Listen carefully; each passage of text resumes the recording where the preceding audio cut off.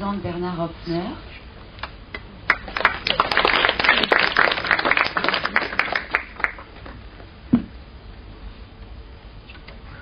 C'est difficile de parler comme ça, de façon un peu improvisée, après avoir écouté pendant un peu plus d'une heure des textes d'une telle densité. Donc on pourra, peut-être que j'en parlerai ensuite après avec Nurit, sur comment elle est parvenue à obtenir ainsi des textes d'une si grande densité. Plusieurs idées donc, que j'ai eues en voyant les films auparavant en DVD, puis en voyant maintenant sur un grand écran, c'est d'abord simplement quelque chose que j'ai trouvé très très beau, que je n'avais pas vu sur le DVD.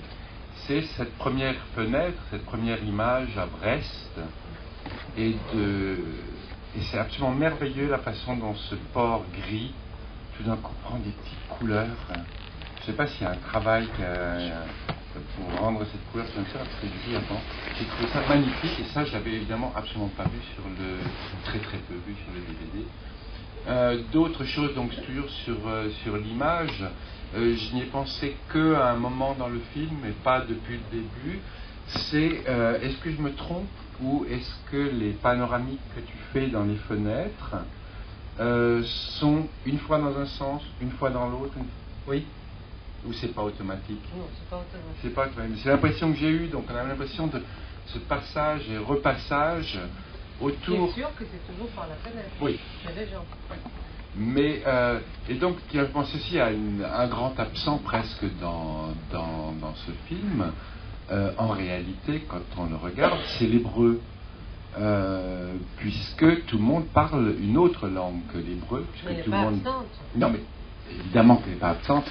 Donc, je pensais à tourner autour du pot. C'est-à-dire qu'on parle que d'une chose, c'est de l'hébreu, mais en fin de compte, on utilise d'autres techniques pour en parler.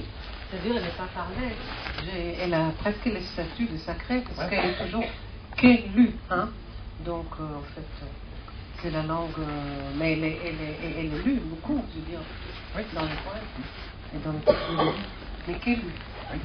Mais donc voilà, il y a tout ce travail autour de la langue de l'hébreu, de tous ces gens qui viennent d'énormément de directions différentes, de pays différents, etc., et qui se retrouvent tous autour de la traduction de l'hébreu vers diverses langues. Autre chose que je voulais dire, c'est à propos du genre documentaire, qui est, je trouve ce film magnifique dans ce sens-là, c'est-à-dire de voir un vrai documentaire avec des gens qui parlent, qui disent des choses, où on n'est pas pris.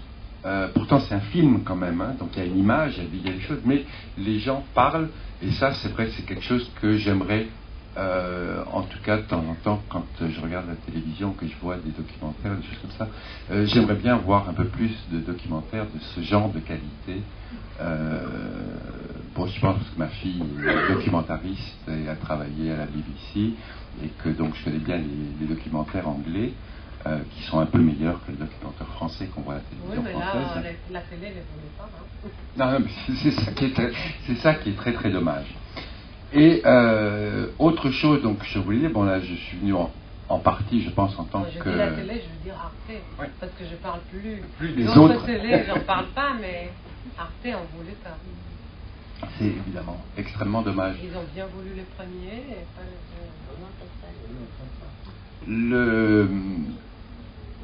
Donc, puisque je suis là en partie en tant que traducteur, d'abord j'ai eu un grand plaisir de voir que c'est terminé aussi sur encore d'autres traducteurs qui avaient traduit le texte et qui avaient fait les sous-titres.